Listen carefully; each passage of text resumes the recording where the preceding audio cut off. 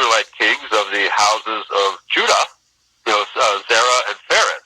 Well, absolutely. We're talking about the dispersion of Israel. Right. And Paul knew that the nations that he went to were all dispersed Israelites. Yes. And his letters prove it over again and again. Yes.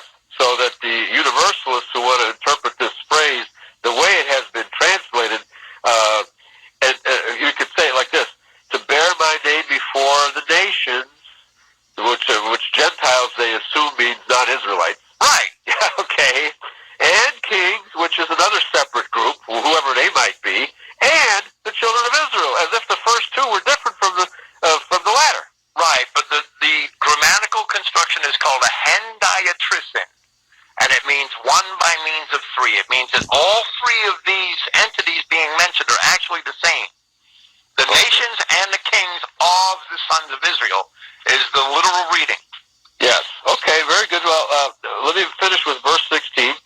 For I will show him how great things he must suffer for my name's sake. So for the Paul bashers, these two verses, 15 and 16, are very succinctly declaring that Paul is a chosen vessel. Absolutely. The Paul bashers are doing us a great disservice. Yes. Because these verses not only do that, they prove that Christianity is for only the lost sheep of the house of Israel. Right, because of the bad translation, the universalists have chosen to universalize it, and the Paul bashers agree with them, not understanding the grammar here. Well, the Paul bashers' biggest mistake is simply taking for granted that the mainstream translators translated all this properly.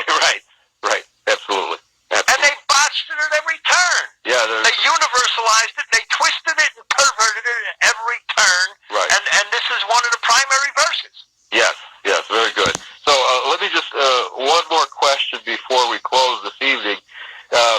Do you think that this false translation, or this translation here, is deliberate, or are the King James, and it appears to me, this is the conclusion that I've come to for a lot of these really bad translations, is that these translations from the Greek in the New Testament, especially the writings of Paul, it sounds to me like these King James translators didn't know Greek that well. It seems to be on many occasions that they did not know Greek that well. Okay. And that men before them made errors.